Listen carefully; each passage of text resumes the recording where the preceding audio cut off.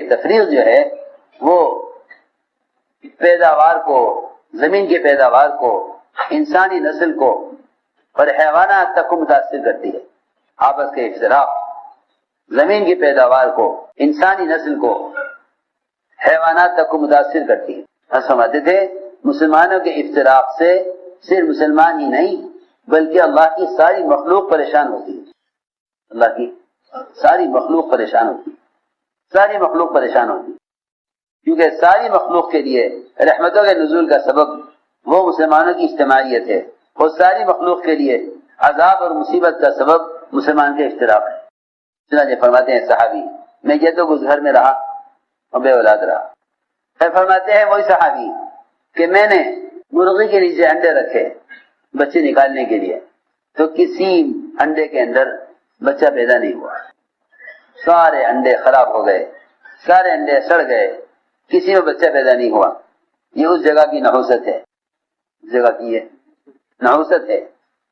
حالانکہ جگہ بنی مسجد کے نام سے، جگہ بنی مسجد کے نام سے۔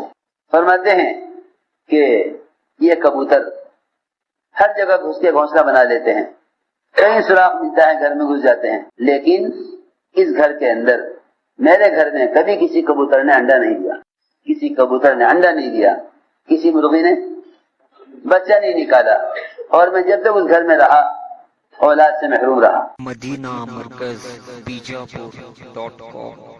یہ نحوست ہے افتراق میں۔ میں نے ساری بات یہ سمجھانے کے لیے عرض کی ہے کہ آپس کی اجتماعیت کی برکتیں، اطاعت کی برکتیں اور نافرمانی کی نحوستیں۔ کیونکہ میرے دوستوں عزیزوں، میں عرض کر چکا کہ قربانی یہ ہے کہ حکم پورا کیا جائے چاہت کے خلاف، حکم پورا کریں چاہت کے خلاف۔ اللہ رب العزت نے جتنے احکام دیے ہیں وہ سارے کے سارے احکام انسانی چاہت کے خلاف ہیں۔ سنو، بہت آسان بات ہے۔ بھوک کا تقاضا رکھا، روزہ فرض کر دیا، بھوک پیاس کا تقاضا، ملائکہ روزہ نہیں رکھتے، کیوں؟ اس لیے وہ روزہ ہی کیا جب ان کے اندر بھوک کا تقاضا نہیں۔ مستقل ملائکہ سجدے میں ہیں، رکوع میں ہیں، قیام میں ہیں، ان کی عبادت کیوں مجاہدہ؟ کیونکہ نیند کا تقاضا نہیں۔ انسان کو اللہ رب العزت نے احکام کا مکلف بنایا ہے، حکم دیا ہے روزے کا، حکم دیا ہے روزے کا، اور کھانے پینے کی تقاضا پیدا کیا۔ اس تقاضے کو حکم کے لیے دباؤ، اس تقاضے کو حکم کے لیے دباؤ تو ہم تمہیں اس پہ انعام دیں گے۔ تقاضے کو دباؤ حکم کے لیے۔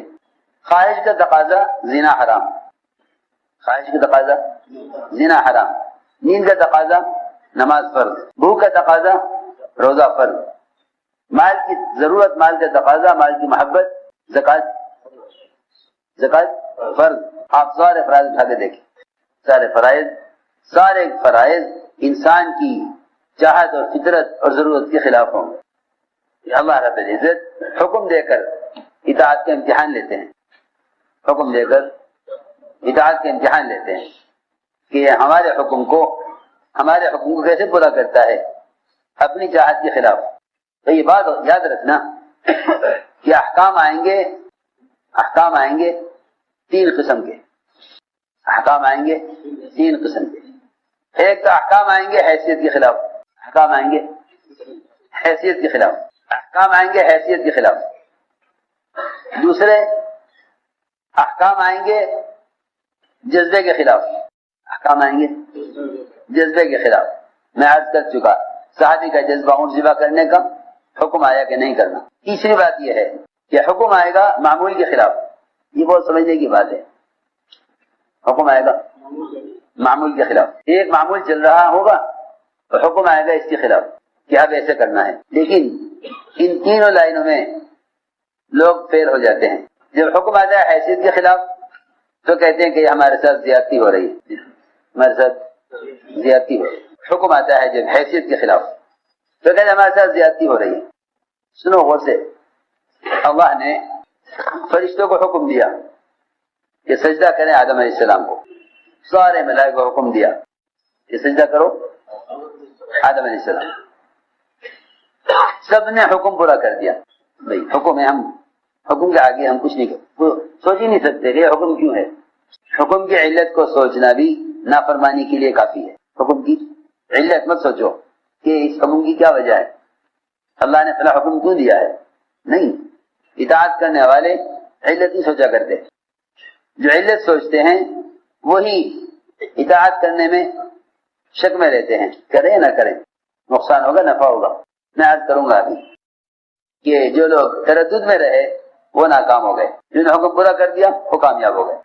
وہ سوچ میں پڑ گئے کہ اس حکم کے پورا کرنے کا فائدہ ہے یا نقصان ہے. یہ حکم پہلے تھا اب نہیں ہے. میں عرض کروں گا, میں نے شروع میں عرض کر دیا تھا کہ تمام غیبی نصرتیں اور برکتیں اور فتوحات اطاعت کے ساتھ ہیں. اللہ منٹوں میں سارا میدان چھین کر غیروں کو دے دیتے ہیں.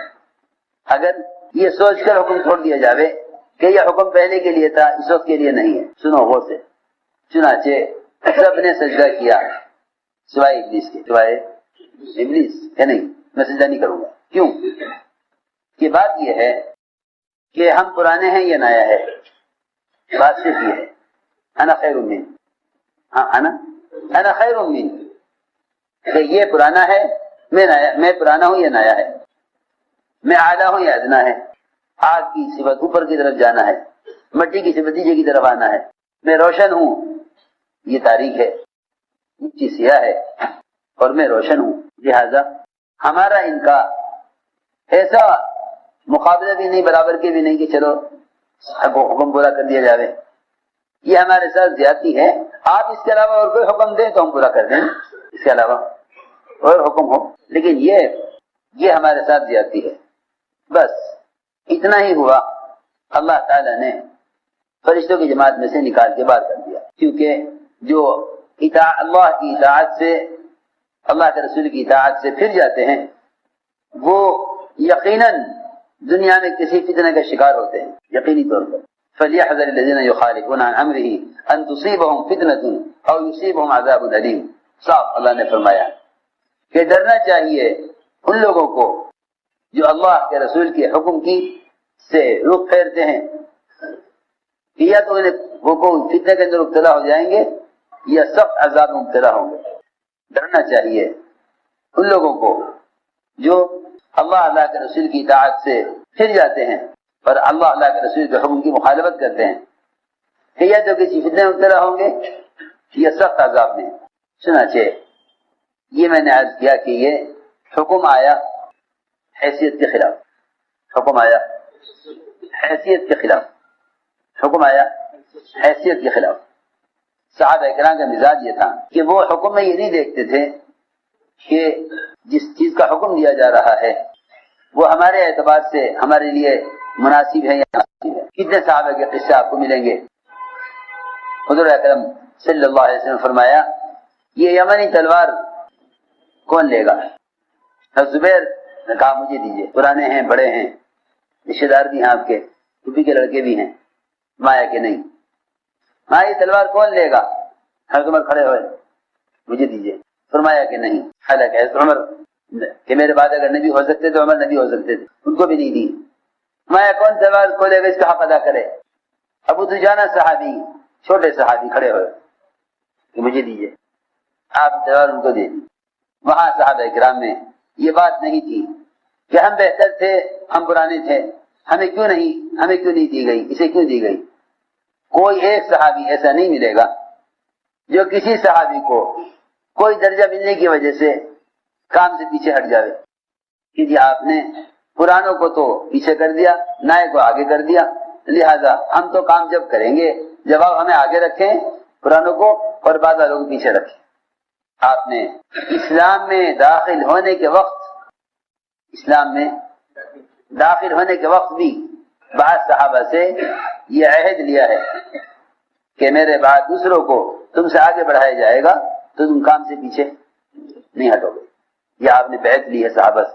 واسع بن اسقا رضی اللہ تعالیٰ عنہ سے اسلام میں داخل ہونے کے وقت اس شرط پر بیعت کیا, آپ نے اس شرط پر بیعت کیا ان کو جب وہ اسلام میں داخل ہو رہے تھے, کفر سے اسلام میں آ رہے تھے.